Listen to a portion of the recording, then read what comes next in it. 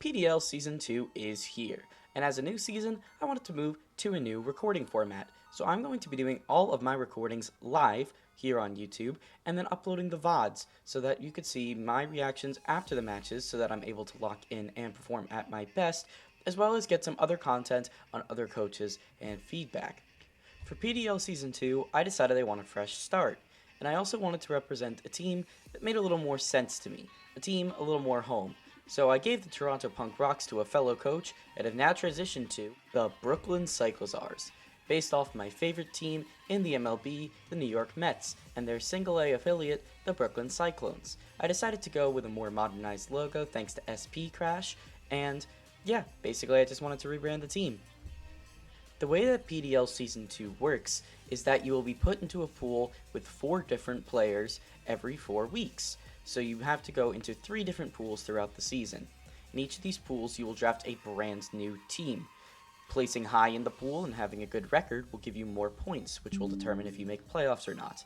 You can also get extra points if your Pokemon manages to get 10 kills.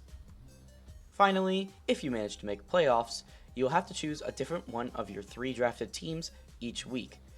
In the live that you're about to witness, me and the league commissioner Kingston go over my team for the first circuit, as the other 2 are not drafted yet. If you guys enjoy the video, make sure to leave a like and subscribe, and comment below what is your favorite Pokemon that I drafted for this circuit. Please enjoy the rest of the video. Alright, so here we are. We open up with my team, the Brooklyn Cyclozars. Yes, funny Yes. enough, it's not rigged, guys. It's not It's rigged. not rigged at all. I've never been first pick in a draft before, and I picked Roaring Moon first pick.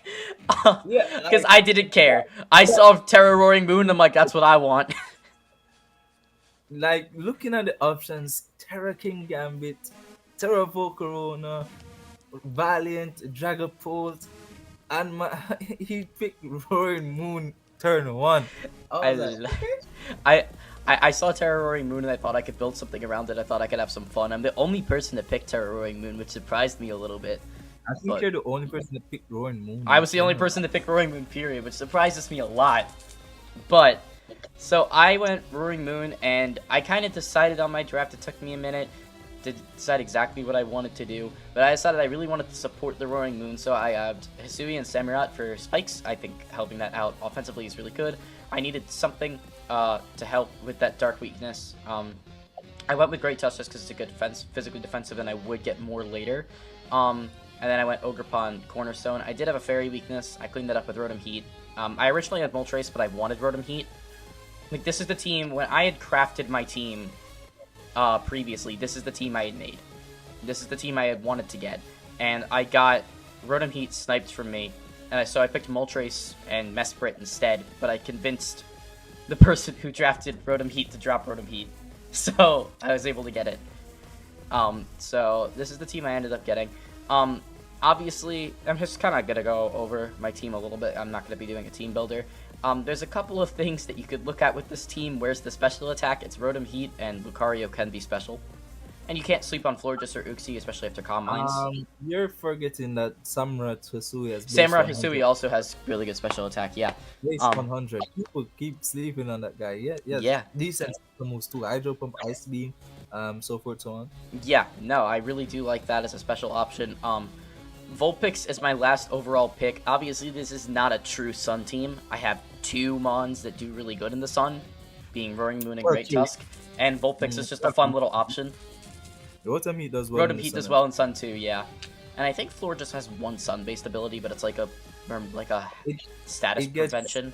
Synthesis. It gets Synthesis. Oh, so it heals more in the Sun.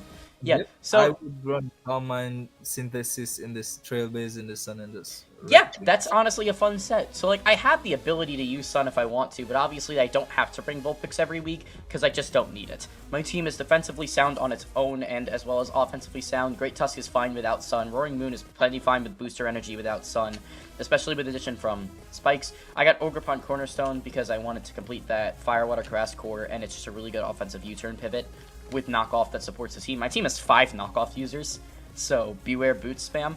And I grabbed Uxie just because it's a really good defensive option. I really like this team. It has some apparent weaknesses that I think I cleaned up very well. It's very non-traditional. It's not like any other team, but I had fun with it.